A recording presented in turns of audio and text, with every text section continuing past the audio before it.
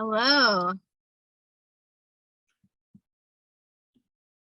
So, Wren, one of the reasons that I brought you on is because I know that you have a story of just seriously like coming through Christianity, coming through a lot of obstacles and challenges, and just getting into a place of freedom.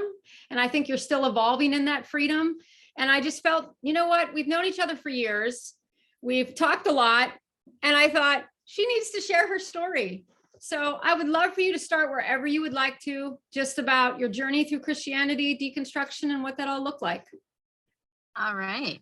Awesome. Well, thank you so much for having me on, and thank you for creating this platform so people can share their stories and so people know that leaving Christianity is not an isolated event. You know, there's lots of us exiting, and for good reason.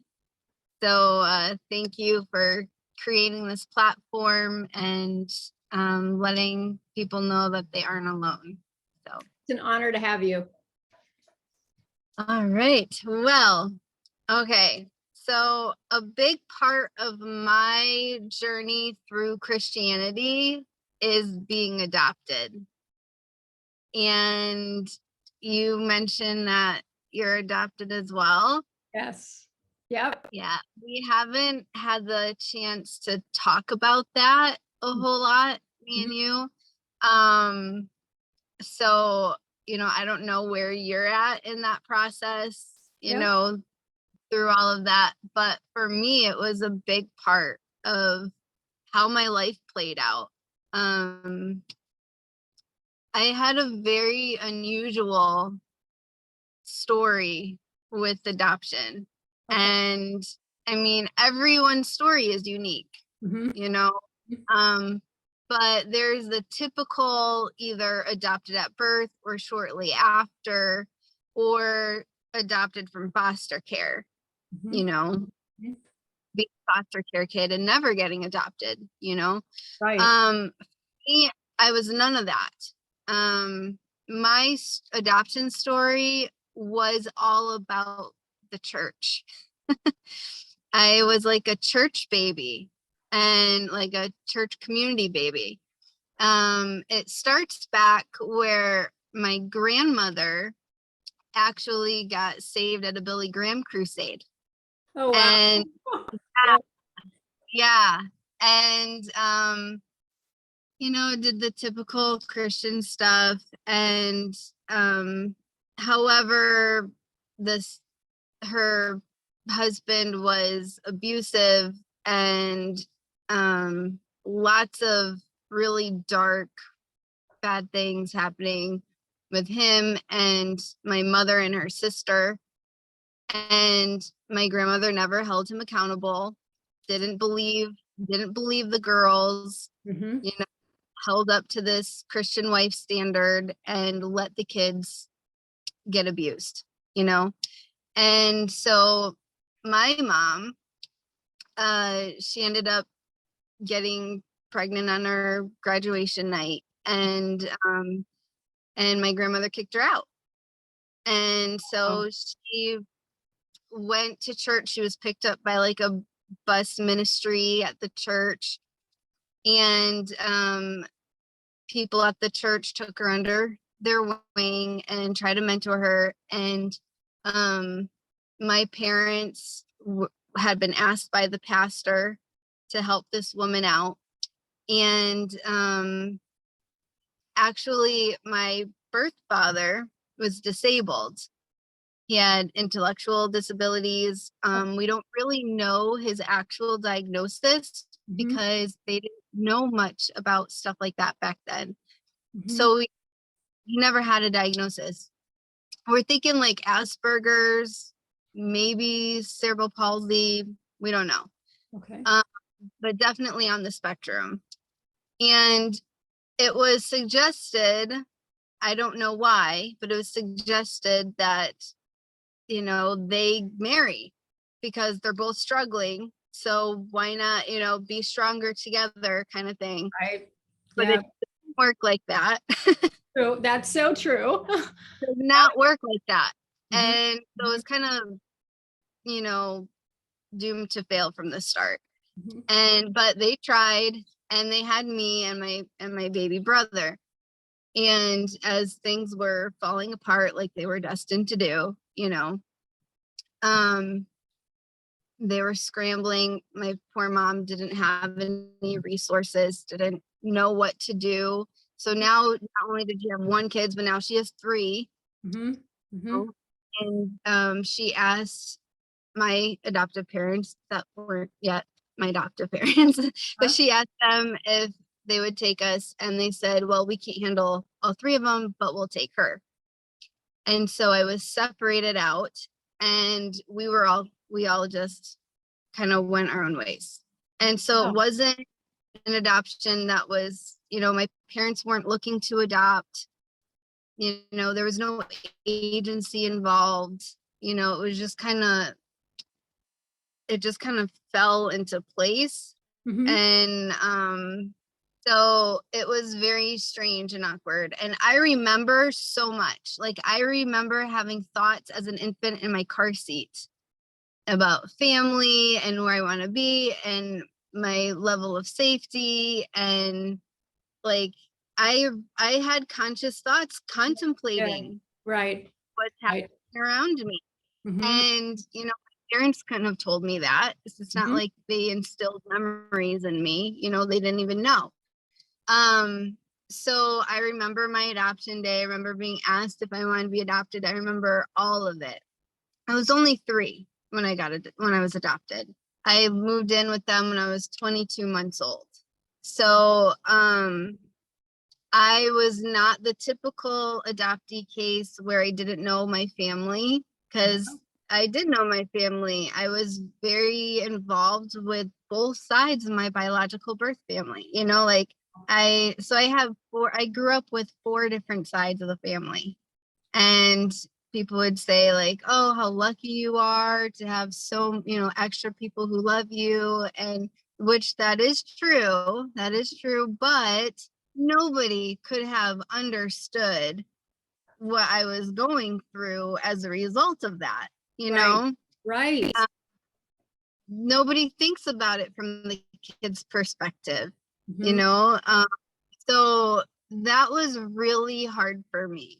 And my father, being disabled, in a generation where there's no resources, nobody knew, they felt bad for him, but nobody knew how to connect with him. He just clung to God, and he was an extremist. He tried his best, but I have extremists in my blood. Uh-huh. Just want to Right. say. Right. And I was like that too, because I felt isolated, Sure. having been removed from my family, and now in a family that was clearly, genetics are huge, like, Oh. did not fit in personality wise with Mhm. them. Mhm. Um, as I was talking to my birth mom and getting to know her over the years, I was like, yeah, I can totally relate to her. Like, I can see the connection and the genetics and all that kind of stuff, but it kind of made it worse. And I didn't understand, judgments and all that was happening. And it was just really, really confusing. And so what I do, I clung to God. God Right. was my father. Right. Yep. I was I did a the confused same. little Mhm. girl, Mhm. right? Yep. It's God's always going to be there. You can talk to him anytime. Totally. You Yep. your invisible best friend. Yeah. Yeah. And it just makes sense when you feel lonely. Mhm. Mhm. And so I was trying to figure out what was going on, because nothing made sense to me in my world. Mhm. And I think not just as an adoptee, but I think a lot of people can relate to that, coming from toxic homes, coming from dysfunctional homes. You know, Life is confusing, Uh-huh. especially for kids, especially when kids aren't given the respect that they deserve from adults to talk about things. And, kids are just like tossed around, like, what is going on? Mhm. So I was confused and I was determined to figure it out. And, my parents were very faithful in church. I think in every church they have like a core group of members who really are the heart of the church and keep it Yes. running and Yes. keep it going, and you have people who come in and out, but Yes. you have like a core group of people who really make up the church. My parents were one of those. They taught Sunday school. We never missed Yeah. a service. Huh? My dad was head of the missions committee. It was just the church was our life. And I called church my second home. And I was there. I was at church more than I was actually home because I went to Christian school, the church's Christian academy. So, Oh my goodness. Yes. 100% Christian education. I say the only secular education I had was driver's ed, and it made me feel very, very uncomfortable. Oh, oh, I was not prepared for the real world, right, right. I get it. I get it. right? It's so Mhm. crazy. So, I was very socially awkward. Mhm. I mean, how could I not be? And being neurodivergent, we didn't even know what that was at the time. You know Right. what I mean? So it was all just really confusing. And being neurodivergent, I took literally everything that they told me and I took it seriously. Mhm. Mhm. Like, you tell me that God is love, I'm going to believe God is love. You know, you tell me that there's a literal hell, I'm going to believe there's a literal hell. Yes. You Yes. know, I'm going to take it seriously. And I don't understand, if there really is a literal hell, how come everyone's just floating along in life like it doesn't even matter, Good you question. know? Mhm. And I was so confused. I'm like, if hell is real, Right. how come you guys are acting like normal? Mhm. Like, Mhm. this is crisis, Mhm. you know?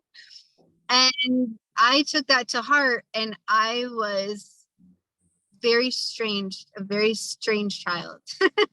Like, I was weird, in a social sense, and totally did not fit in.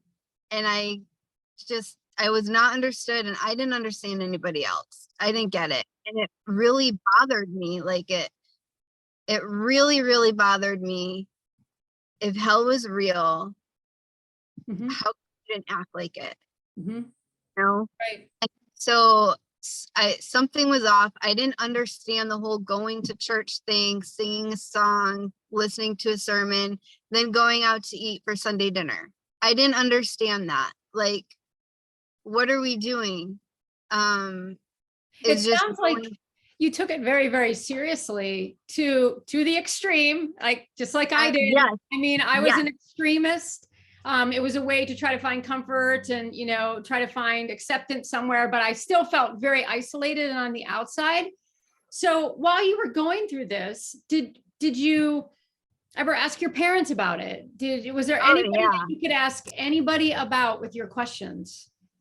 I talked to my mom about it a lot, and I think she did the best that she could, Mhm. but I think she was just as confused as I was. Like, why are you taking it so seriously? It's not meant to be like that serious. Wow. And I'm just like, People what do burning for eternity? I know, like, wait a you, minute. right? I was like, Right. something is off here. Uh-huh. Yeah. Yeah. And I just didn't understand. I just couldn't get it. And I just went further and further and further in trying to understand. And That look like? the more I alienated myself, Okay. Yeah. you know, the more it's so funny too, being adopted, it's either you wall up and nobody can hurt me, or you're such a people pleaser, Oh, you yes. know? Or you might And have both. You might have both, depending oh on the yeah, audience, totally. because I've done both. Yep. Yeah. You can totally do both at the same time, even in the same situation. Absolutely. Like Yep. I will lose myself and I will do everything for you, but I'm not gonna let you in and hurt me. Mhm. You know? Because it's self-preservation. Absolutely. Yes. Absolutely. And so it's interesting, even being the people pleaser that I was, I didn't want to disappoint my family, Mhm. but here I was with the message about hell and Jesus saving, all this kind of stuff. It's almost like I had to choose. Like, Yes. I'm like, well, I'm not gonna sacrifice myself to hell if hell is real, So I didn't want to disappoint my parents. And Mhm. it's funny, even being like an extremist believer, I wanted to make my parents proud that I wasn't like, not believing, but I didn't Right. want to make them ashamed because I was an extremist either. It's kind of weird that way. Yes. But I just didn't know how to wrap my head around the gospel message without being an extremist, So even though it was like I had to disappoint my parents, even by being an extremist. It's like so wild. It's like totally fucks you up inside. But I So, definitely went. so when What? you're probably headed this way, I can feel like you're headed in that direction. But when you say you were an extremist, that looks different for everybody. For some people, it's isolating yourself for hours and reading the Bible and then taking that Bible and going out and sharing with everybody and his brother and, being like anytime in a situation, you could be just all spiritual and never really even be real or normal or down to earth. You're always in the clouds, and it can be this big message of separation. You just keep dividing people and you're not trusting people and they're going to hell over here and and it's like, what did your extremism look like? How did that play out? Yes to all of the above. Like I could relate more to a monk than I could the normal person. Oh my gosh, me too. Yes. Yeah. Yes. Yeah. And I was Jesus going to was be a nun. real. Like I went through a phase where I was like, I need to be a nun. I think I'm supposed to do this. Yes. Yeah. Yeah. It's wild. And because I always had that, like, that something isn't right feeling, and I was trying to figure out what it was, I was always kind of pressing buttons on purpose to try to help aid me in my understanding, Mhm. like, because I was so confused. So I kind of like, if the preacher said, we need to do this, you need to burn all your secular music, then I Yeah. went home and I was like, Mom, Dad, you need to burn all your secular music. You know Right. what I mean? Yeah. I did the And same. it's crazy. And Mhm. so like whatever, I think the church had far more influence on me than my parents did. Yes. I feel the same. And they would talk to me about it. I remember because my parents were part of that church for decades, and they, saw administrations come and go. And my parents would say, every time that we get a new leadership, we get a whole new set of rules, and Mhm. your life would completely change based on who was in charge. Mhm. And I saw through that at like, that doesn't make sense. And why would you put up with that? But I didn't know what to do with it. Well, what are you going to do? Right. Right. It's Yep. like, I just have to keep going. And so it's just so strange, like such a dissociation, Mhm.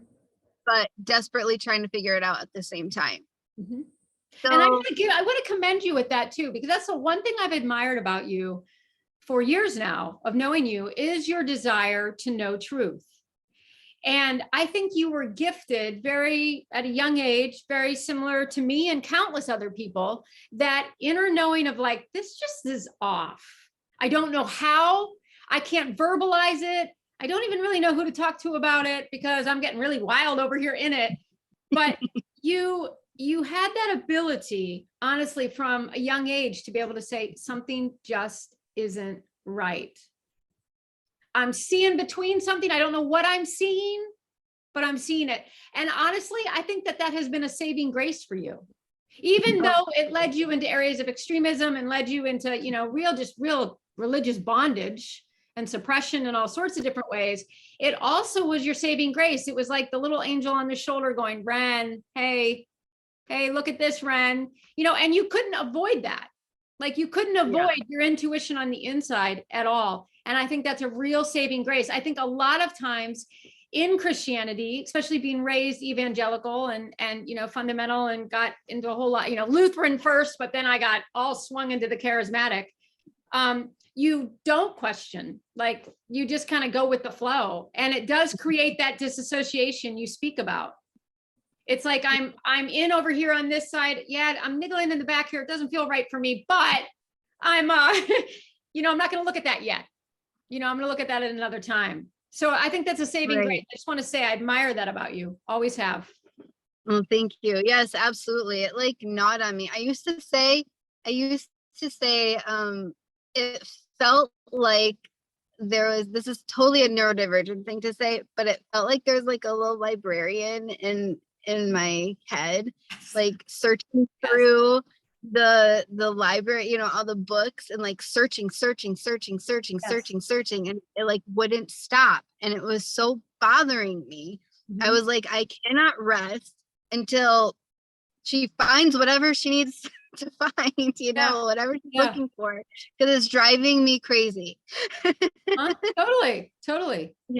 And yeah, it was wild. And yeah, I think that was my big drive, that something feels off, and there's like a huge fly in here that just flew in, and it's really creepy. Sorry.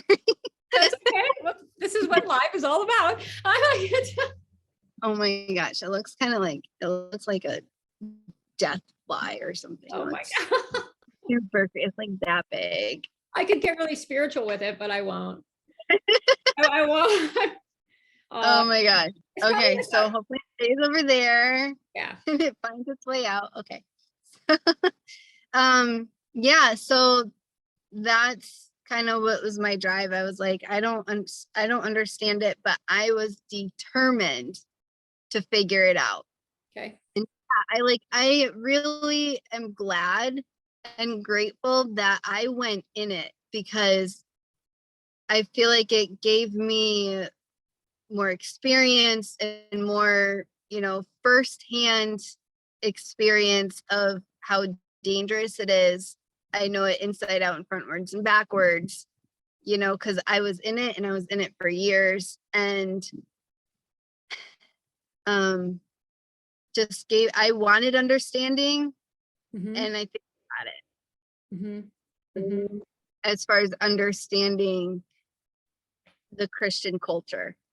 So talk about that. Talk about Christian culture. What did that look like for you? Because I don't know were you in a denominational church? Yes. So I was in Independent Fundamental Baptist. Oh, yes. And those two first words are very, very important to them.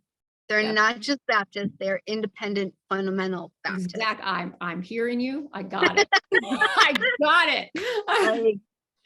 Lots of classes on why we're Independent Fundamental Baptist. Oh my goodness. Yes. Yes. My pastor actually started a seminary that was pretty big in New England, and he started when I was like in junior high school or whatever. And so he was definitely a seminarian teacher. So he was more teacher than he was preacher. And so he brought a lot of that elements into it, into the Hebrew and Greek and, all that kind of stuff.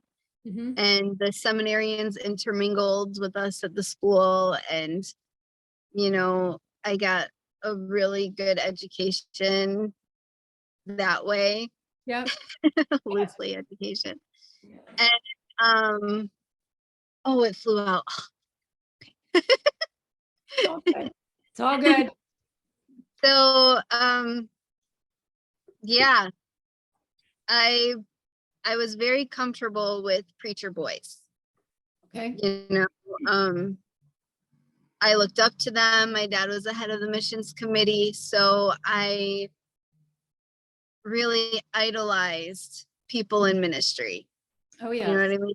Mhm. And Yep. I also learned, like my church, we treated the missionaries that came wonderfully. Like we totally celebrated them. We did lots of cool things for their kids. You know, like we made it big. If you're going to be a missionary, like we're going to celebrate you. And honestly, do you know what that taught me? What I took away from that is that everybody deserves to be celebrated. You know, that when I meet you, I'm looking up to you. Like you are it. You know, because you're unique, Mhm. and Mhm. you know there's nobody else on the earth like you. Sure. And so coming and approaching people with that reverence, and like it's an honor for me to be with you in this moment, you know. And I don't really understand how I equated that from the missions conference, but I did. And I'm grateful for it because I think Yes. it's definitely helped give me a good perspective on people instead of judging them, you Mhm. know, right Mhm. from the get-go. And so I really appreciate that aspect. But yeah, fear of not just hell, but also the end times, Oh, yes. right? That was a big one for us too. Mhm. Whoa, Oh, like yes. terror. Yes. And Nightmare. the fact, oh Mhm. my gosh, and the fact that it could happen Mhm. at literally any second. So you're just driving and you're in the car and you're like, it could happen right now. Mhm. And then what would happen? We'd get into a car crash. Mhm. No, it's just like it's when something bad is, you're told that something bad is going to happen looming over you, and Mhm. it could at any single second. What? Why are they telling kids this? It's Right, crazy. right. And not only that, but when you are equating God with that, or equating, other worldly experiences with all of that, I mean, it brings a lot of fear. I had some friends, Yeah. Greek Orthodox, and what they believed was if you were caught sinning at the time of Jesus's return, then you were going to hell. And I remember talking to this girl, like we spent hours talking about this. And I said to her, I said, so what does that do for you mentally? What does that look like for you emotionally? And she's like, well, I can't, her husband was like a priest, and he really, she couldn't say a whole lot to me, to be honest. But what the sense was, what I gathered from it was that she was tormented all the time because she was constantly making sure that she wasn't sinning. But then she would say, but she didn't know about the hidden sins. Like, what about these hidden sins she was doing? And I just thought, my God, this is tormenting.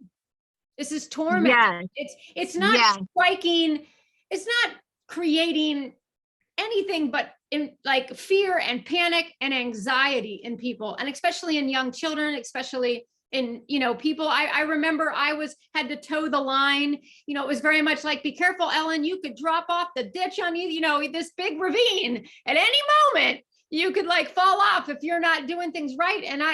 And because, like you, I'm one who wanted to know, and I really loved God. I wanted to really serve God. It was like, I'm jumping in with this thing, but it tormented. It was tormenting. Yes. Tormenting. Absolutely. I don't think we believed that if God came back and you were sinning, you're going to hell, but it was more of but it was definitely preached down our throat that you want him to find you in an honorable place, that you're not disappointing him when he comes back. Right. So there's, you know, And how do you achieve that, Wren? Like, let's get honest. How does any it's human so achieve impossible. that? It's so abstract. Everything that they Right. talk about, you can't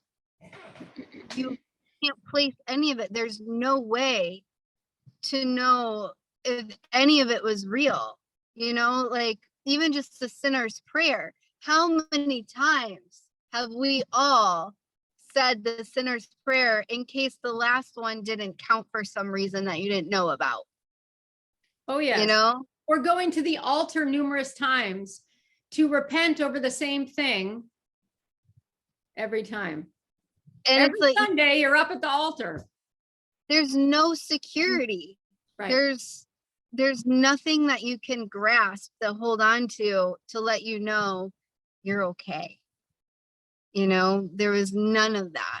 And it was really weird too, the whole, like, I think this is a huge divide among the denominations about, as far as salvation goes and who's actually saved and who's not, and how long you can retain your salvation for, and right. What are the requirements for salvation. All of that was just, nobody agreed on anything because they all made it up. Okay. So but my denomination believed once saved, always saved. So during altar call, if you mean it, if you really mean it, and you pray this prayer tonight, mm-hmm. It doesn't matter if you reject God later in life, you're still saved. Mm-hmm. Yeah. If they actually believed that, they wouldn't give a shit when people walked away. But they do. They do. They're like, not only did they see me walking away that I was going to hell, even though I was like one of the truest believers among them, Right, I hear you. I'm like, this doesn't make any sense. But I truly believed it. And then when I walked away, now I'm going to hell. But not just that, but my children are going to hell because I am. Like, nothing made sense. Yeah. Because they're just making it up as they go along. Why? Because it's all about control and a feeling of superiority. So talk about that. This is your thing. I know this is your topic right here. Yeah. The control and oppression and power dynamics, well, it's a cool little club that they get to go to, and everybody talks the same. They practice, like, what do you say if this situation comes up?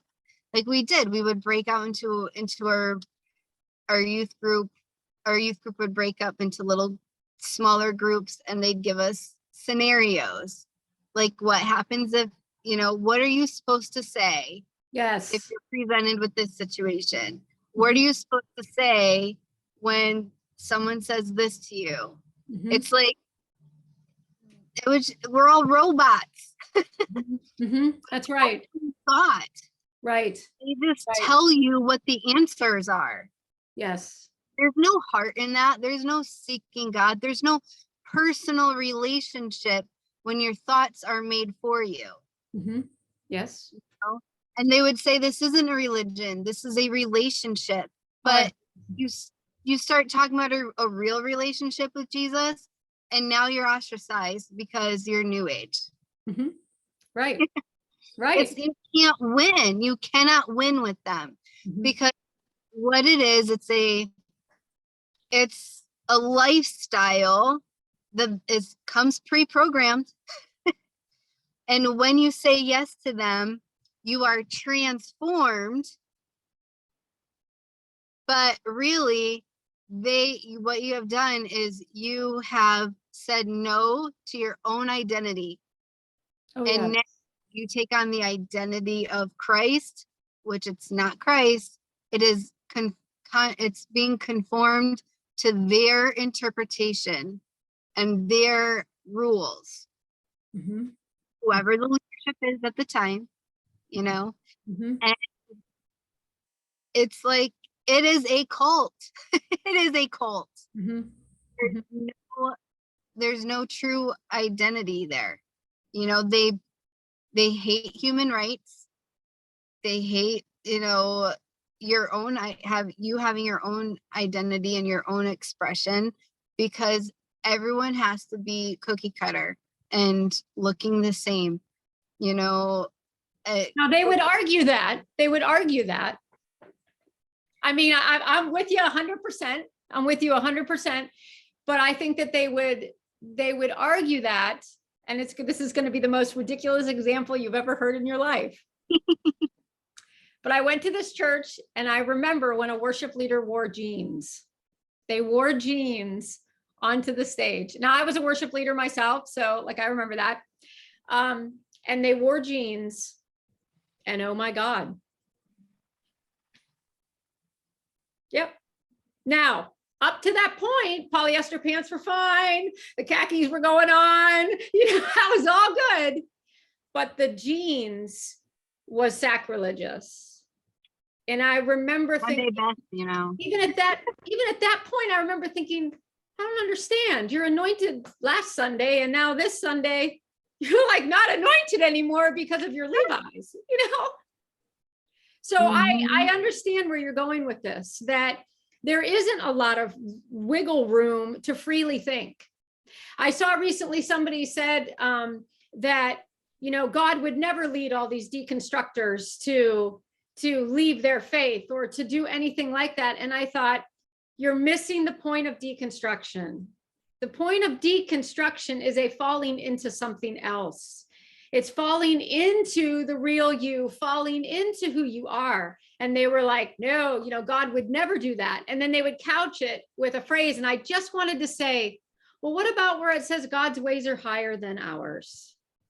But see, they'll have an answer for that, just like you said, because they answer for all of it. Yeah, it has to be an absolute way.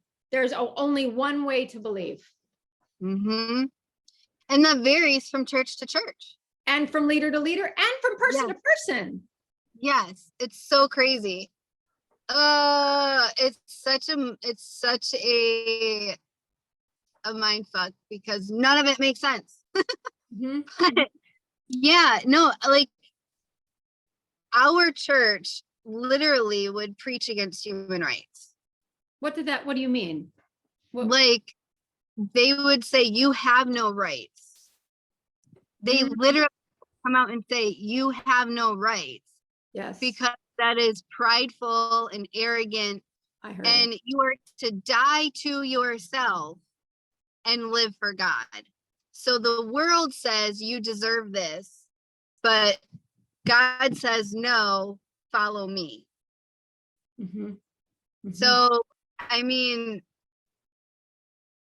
what did that look like for you? Did you cut parts of yourself off? Is that what it looked like? Or? Oh, yeah. I mean, always trying to see how I can sacrifice and say no to myself and have self-control, and always trying to take the high road and all that kind of stuff, because you're not supposed to be of this world, and this world would say follow your heart, but that's wrong, because the heart is evil and deceitful and wicked, and you can't trust it. So yeah. Yes, that's my verse. Oh gosh.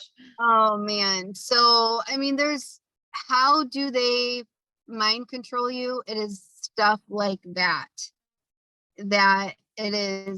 they strip you away of your identity and your self-worth and your freedom, all in the name of living for God. And it's a nightmare, because everything is, it's not me, it's Jesus. It's not me, it's Jesus. It's all about Jesus. And where are you? Well, I'm not here anymore. It's Jesus. Like, they purposefully refuse their own agency. Mm-hmm. They refuse their agency. Mm-hmm. Like, they don't even want to acknowledge that they have it, because it's all Jesus. Don't look at me. It's all Jesus. Right. Don't thank me, Jesus. Yep. Yeah. Constantly, everything that they do is all about give glory to God, bad things happens, well, let's glorify God through it. Something good happens, glorify God. Mhm. Nothing ever on the spotlight of them. And how convenient is that when there is some kind of, big sin going on, that they don't take accountability for that either, because they're covered by Jesus. Oh, yes. Yes. His blood. Mhm. Yeah. Covered So by blood. Yeah. if you mention hypocrisy of Christians, we're all sinners. We're all sinners, and that's why we need Jesus. So you can't hold it against us, because we're all sinners. We all need Jesus.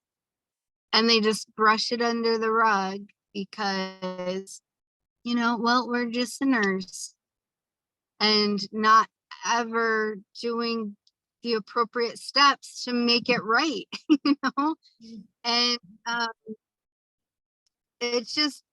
it's very convenient for them to play the role that they're supposed to, so they can enjoy fellowship with one another, have a good time in the way that they think they're having a good time, Mhm. and walk out like it never even happened to begin with. It's Okay, just so can I ask you a question because of your denomination?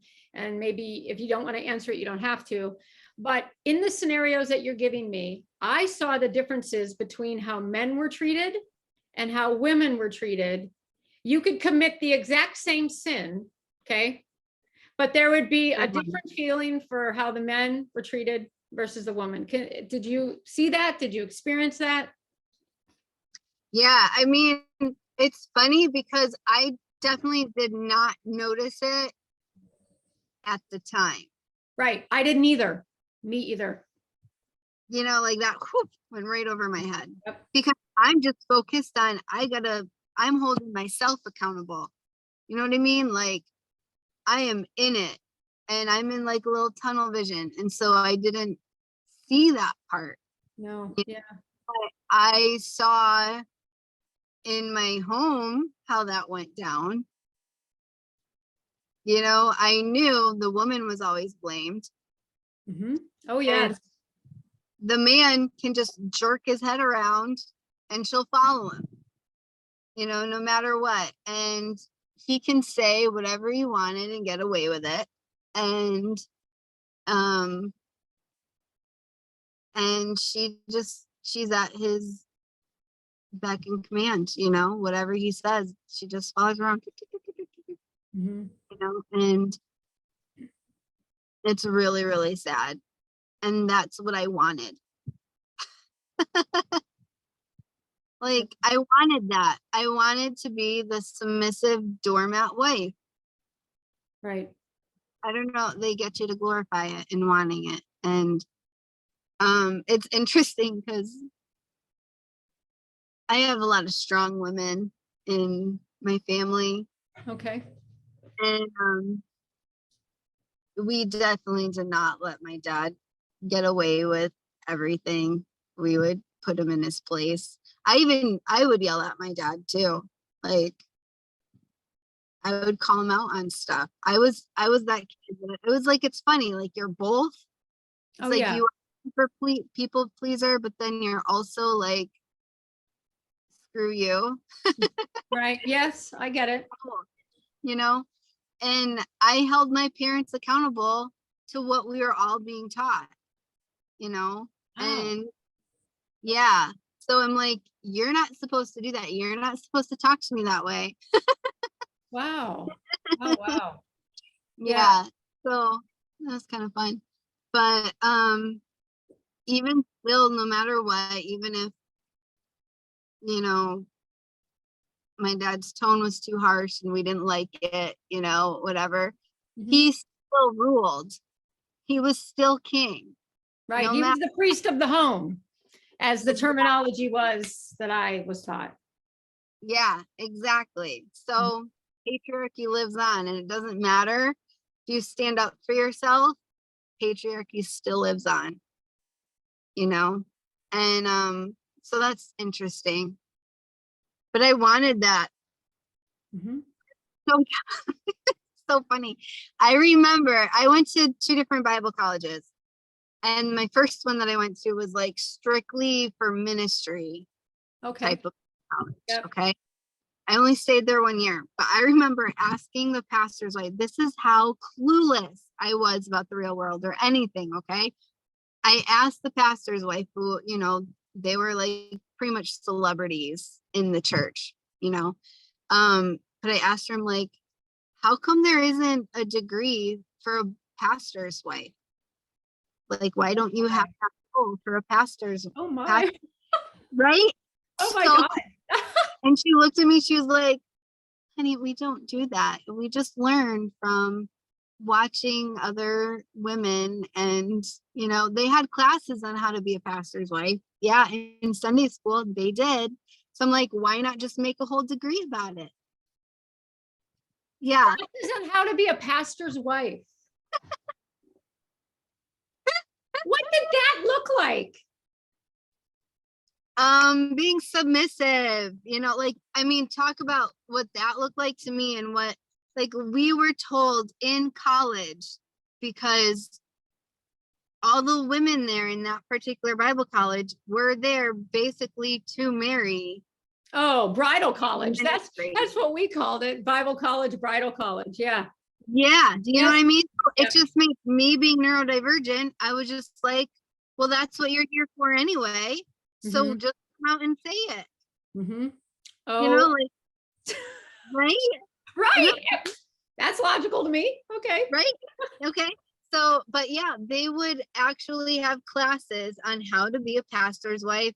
Make sure you get all your husband and kids clothes out the night before and iron them, have all their outfits ready. Like, we were taught this in Bible college. Wow. Like, the epitome of what it means to be a good woman is the checklist, you know? You're doing the top things of everything, all the burdens that women carry.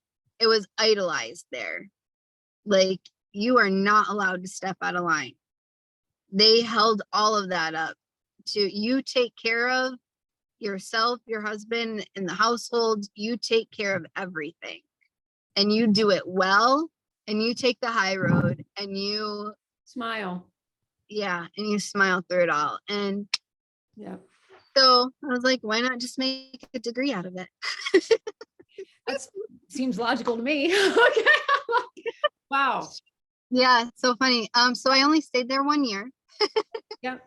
and yeah, but I did still end up graduating with a Bible degree, Mhm. um, at a different college. But yeah, so I wanted that. I wanted to No. marry a preacher, and thank God I didn't. I know tons of women did and ended up deconstructing, and that's even worse, you know, for their situation. Mhm. Did not, and younger me would have been very disappointed. Mhm. Yes. Yes. um, but yeah, so when I became a mom, I was terrified even more of the end times, Yes. and what Yes. happens if my children aren't don't accept Jesus as their savior yet, and the rapture happens, and now they're left alone. Mhm. And I was terrified. And my first Bible study was in the book of Revelation, because I was like, I got to figure this out, because I'm scared to leave my kids, Right. you know. And it's not that in my particular denomination, which again, this varies from denomination to denomination as far as like the age of accountability, and Mhm. are children saved, are babies saved, you know, all that kind of stuff. Like, my particular denomination believed that, like, the little ones were okay up until they started expressing some kind of understanding, or they started having meltdowns as toddlers, which I think that was like part of the sin. Like when toddlers start having meltdowns, that's when like they start getting their sin nature, activating their sin nature. Right. So they went from goodness to sin nature. Yeah. Right then, 2.5. Yeah. So I remember seeing that in my kids too. I'm like, oh, here we go. They've, it's been activated. Gosh, that creates such anxiety. You would, wow. Wren, Yeah, I am so sorry. That is full on anxiety. Right? How It's could you crazy. enjoy your child if you're constantly fearful that they're going down the wrong path? And they can't. And if you really believe in hell, which I did, there is no enjoyment in life at all. It strips you of enjoying life completely while forcing you to enjoy it. Because when I saw people, yes, I saw their uniqueness and I saw their, their wonder and beauty and their sacredness, but I also saw them as going to hell. You're going to hell if you don't have Jesus. And it's like, I love you so much and I want to honor you, but it's like constantly the analogy of someone like getting hit by a car or like being in a burning building. You don't care about their feelings when you're trying to save their life. Right. So you can offend everybody as you need to, whatever you have to do to save them, because their feelings don't matter if you're saving their life. But what happens is you take the humanness out of it. You strip the humanness. I think what I have found stepping away from Christianity and out of the church now for a while is my humanity's coming back. Yes. And because, the very gospel alone, thanks to Eve, right? It's never Adam. It's actually Eve, right? That we blame all of the sin on is Eve. Now being born human is evil. Thanks, Eve. So yeah, being human is bad. Your natural state of who you are is evil and bad, and it'll land you in hell. And it does strip the beauty of what it means to be human and part of this interconnected world, Right. And it's really sad because I think if we're honest with ourselves, we don't actually believe that. Come on. So it's when you really do love people, you really care about them, and you see them as in a crisis, right? Like going to hell, like being set on fire is probably the top crisis that you can get. Right. So you see them like you love them and want to help them because they're in crisis and they don't even know that they're in crisis.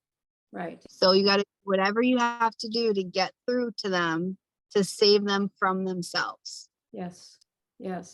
And that is an extremist with no boundaries. Yes, I hear you.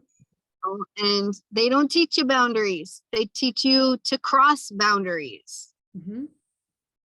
But all in the name of God. All in the name of God. It's okay. It's okay to cross boundaries. I don't know if you've experienced this, but it feels like people will say, well, I'm just telling you the truth. And I used to be the same way. I was like, it didn't matter my delivery. My delivery didn't matter. It just really didn't, because it was like all about saving you. So I could be an asshole. Treat you completely, disregard your feelings, disregard the fact that you're crying in this moment, disregard something. It doesn't matter, because the whole goal here, my agenda for meeting with you is I want to save you. And to be completely honest, I look back on some of that now and I think, man, and I'm okay. I don't sit here and like beat myself up over it, and I was a missionary. So, I did that. Was I a good missionary? Yes. Did I learn to love on the field? Yeah, I did. But Could I have done things very differently? Absolutely. And what I love, I think about the deconstructing community and is all of this is we are going back and we're saying, hey, things weren't right and we got to do it better. But see, a lot of Christians don't want to look at that. They're not wanting to look that they hurt someone. They don't want to look like that they favored someone here and kicked someone out over here. They don't dive deep enough because somewhere it was God's will and they can justify it. They can justify it somewhere, you know? And I remember somebody, this is a thing, and then I'm going to ask you to talk a little bit about your deconstruction. Because I know we could talk for hours on stuff like this, but I knew of people who did a lot of counseling with this one woman and she ended up committing suicide. Okay. That wrecked a lot of us. And they were Christians who did a lot of counseling with her. And I remember thinking, how are you going to help the congregation? How are you going to help people reconcile the fact that this woman sat in the counseling office and then eventually committed suicide? Now we know that people make choices and we know that, you know, if somebody wants to do something, you can't stop them, yada, yada. But that's not where I'm going with this. Where I'm going with was there was a disregard. Like it was like they blacked out. It was almost like this blindness came over them and they're like, well, you know, she made her choice and, you know, but God's a merciful God. And, you know, and I'm thinking, do you grieve over this? Like, are you going to grieve over this fact? And when I started seeing such disconnect in the church, that's where I began to really shift, was when I heard you couldn't have emotions, you couldn't feel, you can't get angry, you can't have any sexual feelings, for goodness sakes, you can't do anything, you can't. And I'm thinking, I'm not perfect, I'm human. Like, what am I supposed to do here? I'm human, you know? And so it's like stuff like that, mental illness and all sorts of different areas. I feel like the church has just, they're not meeting the needs of the people. No, they're because not. of the rote methodology behind what they do. It's so true, because they strip them of their humanness and their identity, you know, and agency, and they spiritualize everything. Everything is spiritualized. And so, yeah, like you see that in any death at all, that, like I had a college roommate who passed away. She was a young mom, 2 little toddler boys. Her husband was in the ministry and she passed away, you know, suddenly. It was, you know, not expected. And I'll never forget his post that he made, glorifying God, and this was God's will, and you know, it was all positive feelings. And I'm just like, be real, like have your own thoughts for once. Right. Thank you. You know, like it's okay to be sad and angry and grieve. You just lost your wife. Right. You know, your kids just lost their mom. Like, be upset. You don't have to gloss it over and give glory to God when this is like the worst thing that could have happened to your family. You know, and there's no room for that whatsoever. You know, I remember another core member of our church passed away, and hi, baby. But I remember a core member passed away, and she was older and had her grandkids and teenagers or whatever, and like a month had passed and everyone was so up in arms because her teenage grandson was starting to lose faith, and because he was so angry and grieved and he was struggling with the loss of his grandma, and you know, everyone was all like uptight about it because he's having feelings about his grandmother. And I'm just like, what's wrong with you? You know, we need to be able to question. We were taught not to question. Right. And I think that there's so many people walking around bypassing their you know, spiritual bypassing, in denial, disassociating, because you don't question God. That's what you don't do. This, God had a reason for taking so-and-so. Well, wait a minute, Right. that is not a way. Can we just stop? Like you're saying, can we think? Can we come out of the hypnosis and Right. think Yeah. for a minute? And, Yeah. I would love to see more people wrestle, to be honest, because Mhm. when I see people not wrestling, then I question that. I question For that. real. And it's not For real. because of anything other than the fact that I used to be there, not questioning, and now I'm wrestling with things. I'm looking at things. My eyes are open to things, which I think is the joy of deconstruction. You begin to open your eyes, you begin to see things. It's scary as hell, but you do.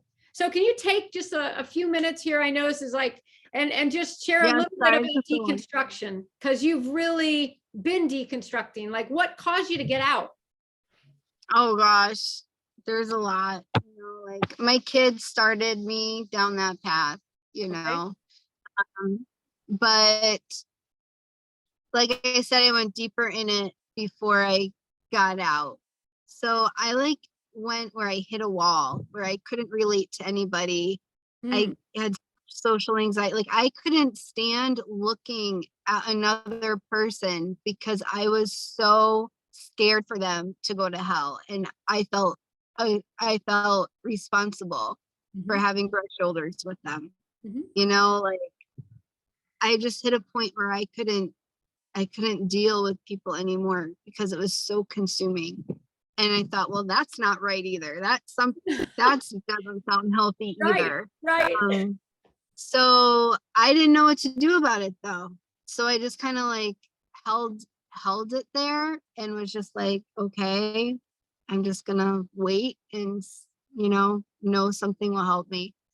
Hmm. And my birth father, he passed away when I was pregnant with my fifth child. Wow. And that was a big moment for me. Mhm. I was never close to him because of his disabilities. I wasn't able to connect very well with him, but I knew he loved me, and he was a devout Christian. And the night before I was going to the hospital to give birth, um, he came and visited me in my dream. And that totally blew me away because I didn't even believe in that stuff, you Right. know? So that just blew a hole through everything I ever knew. And I Wow. was like, how are you here? Like, I was shocked. I was absolutely shocked. And he was like, I have something to tell you. It's really important. I want you to listen to me. And I was like, just in utter shock that I like Mhm. couldn't grasp this thing, but I knew it was important. And then a couple months later, through resonance effect, sometimes it doesn't catch up until later. I ended up having this vision of kind of the end of the world in a little kind of thing, that kind of removing all the hypnosis and all the fighting and all the division, and everyone's just like, man, I love you, I would never fight with you, I Wow. love you, I wouldn't do that, like it felt like we were kind of like under a spell or something. And that's when I knew that there was no hell. Like, there's no hell, hell's not real. And I'm so naive. Oh my gosh. I thought that this was the best news ever and everyone's gonna love it. Oh no. Like, Oh no. What are you thinking, Ren? like, man, all their dreams and all their prayers will be answered. All their love Oh God. so scared that they're in hell. Like, they're not. It's okay. Guys, everything's okay. You don't Mhm. have to worry anymore. There's no hell. This is good, Oh my. really good news. And I laughed for a week straight. I was like, God played a joke on us. Oh my God. Did you say that to people? Oh, that would have never gone over. No, No, oh, I made everyone furious. They thought I literally lost my mind. of course. You know, like I did a complete 180 overnight and nobody like they're like, what happened to you? Uh-huh. You know, like my ex tried to put me in the psych ward and yeah, it was like insane. But My I God. was having the great time of my life. Like I remember telling my kids, I'm like, guys, hell's not real. They're like, really? You don't believe hell's real anymore? I was like, no, hell's not real. They're like, yes. And they still remember that day. They're like, that was the best day. Right. So it worked for my kid, didn't work for everyone else. Wow. Wow. Yeah, that was funny. But yeah, I freaked a lot of people out. But when I was already delusional under a spell, you know, like Right. I couldn't relate to anybody and I was so depressed because I really believed it. And then to go from that, like that was really the cause of a lot of my anxiety and my depression, Mhm. fear. That's what was holding me back. So when to have that to let go of all of that, Oh my gosh. so much freedom. I was like, I am free. Right. Right. Like this Yeah. is the best thing ever. Like Mhm. Rapunzel, you know? Right. And I was just so innocently happy Right. I that get. it totally freaked everyone out. And I still laugh about it. It was so funny. Oh my gosh. So then did Yeah. that cause you to, because eventually you've left the church too, right? Like that's just caused, did that all just balloon? And then you, Well, I actually at that time had already stopped going to church okay. because of all the hypocrisy. And I'm like, you guys aren't following the real Jesus. I don't know what you're doing over there, but it's not real. So I had already left, like, I had already stopped going to church at that point, but Mhm. I was definitely still a follower of Jesus. Okay.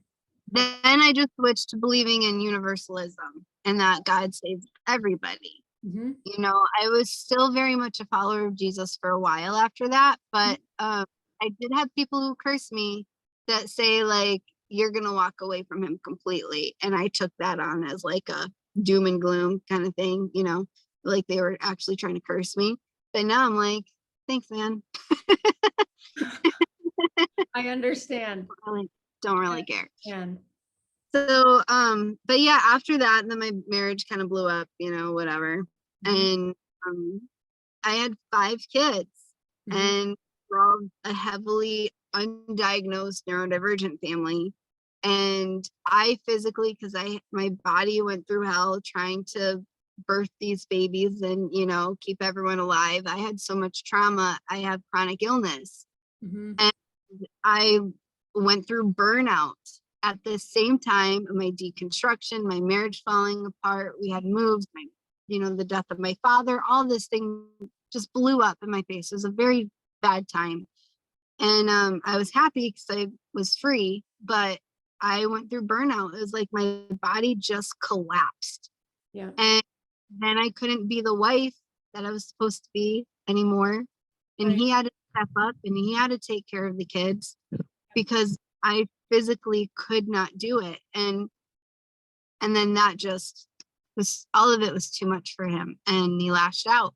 Mhm. And lots of bad things happen in Sparrow, but yeah, and then ended up neither one of us could take the kids on full time because there was like he couldn't handle a 5 and I physically couldn't do it anymore.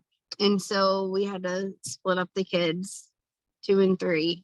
And that has been very, very hard, especially as an adoptee, going through that.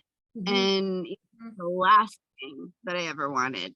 And life happens, trauma happens, and unfortunately, that's how it is. Thankfully, the kids are happy and they do better in the small groups.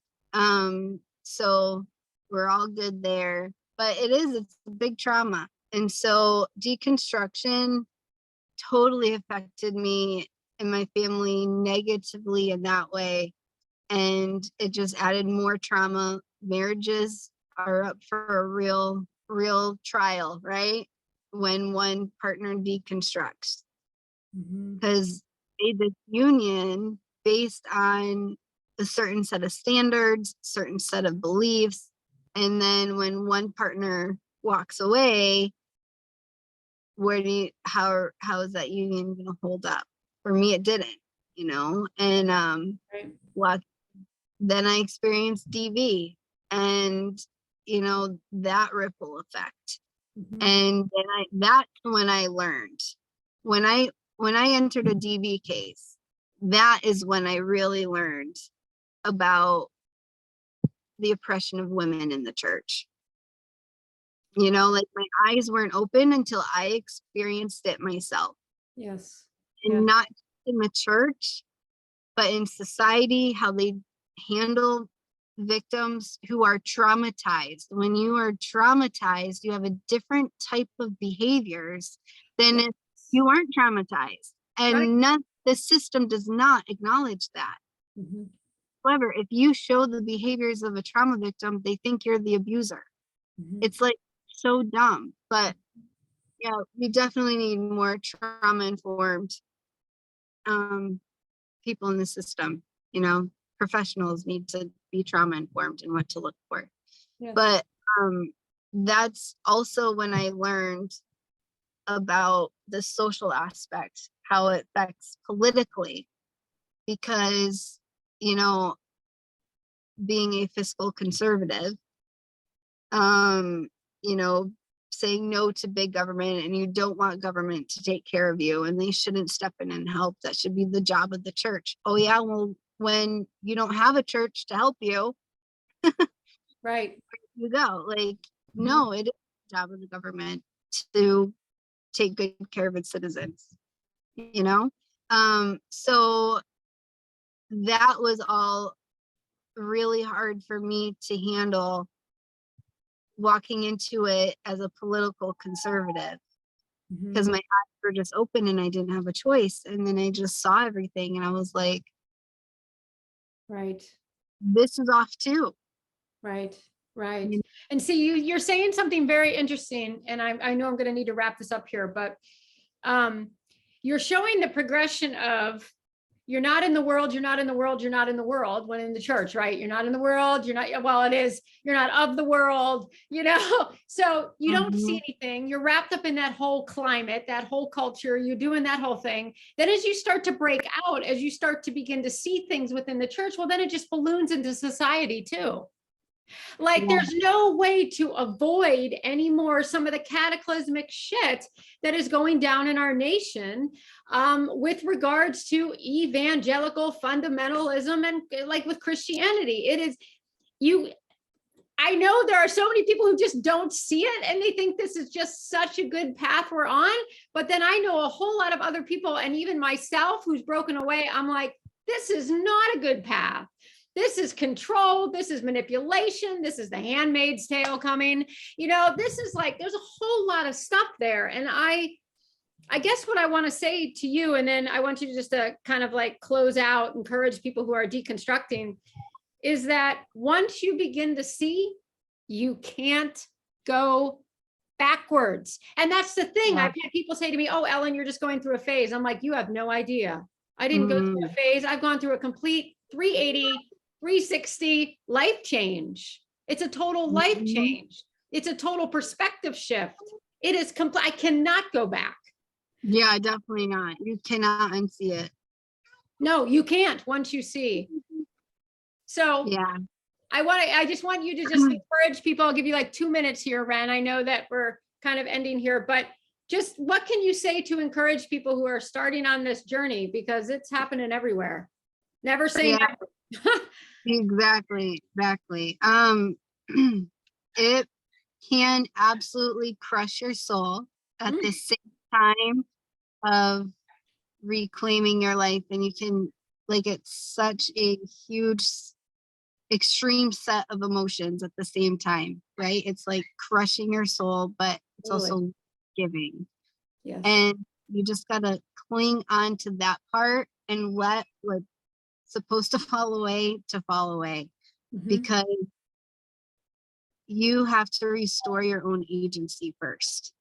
Mhm. And um we have to be strong in that process of knowing our rights, knowing our constitutional rights, what it means to just be human. We have to be really strong in that area, because the peer pressure and the disappointment, Oh, yeah. all of that will come for you, Mhm. and it'll be there at every turn, especially as they enter into the politics, and you can't escape it. And to really keep your head on straight, you have to take root in your own agency Yes. and your own rights, because you have to be able to hold yourself when they're trying to strip you away from it. And I mean, our country is heavily influenced by Christianity and religion. It is. Going to the founding, and that's a whole other topic. But it's important to know how the religious culture has influenced regular American culture. Mhm. And I used to say that years ago when I was processing all of it, but now I see it. Now that I'm speaking about it, I'm hearing stories.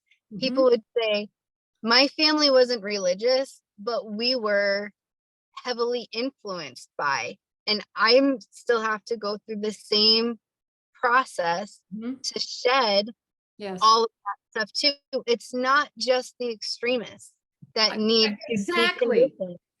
Mhm. Everyone's so heavily influenced by this. It is part patriarchy, it's part of our culture, not just in America, but across the globe. Mhm. All of humanity is patriarchy. And, patriarchy hurts everybody. It Mhm. is a respect to men in some way, in like a flip side, Mhm. we all have to decondition ourselves. It is all of our responsibility to do that. Why? To respect ourselves and to respect our neighbor. Mhm. To create a society that we don't have to heal from. That's my goal, Mhm. and right now, just living in our society, we are conditioned. Mhm. It's not all men, not all Christians, whatever. That's dumb. You may not be you may not be an asshole on purpose. You might not, but we're all conditioned that way. And it's passive. Mhm. And we have to be active and intentional about deconstructing these ideas that have influenced us, Yes. that we aren't being the asshole that we don't want to be. Right. Right. I hear you. Thank you. Thanks, Wren. Well, Wren, thank you so much for having me on. Wren, I like you. You're I awesome. like Willen.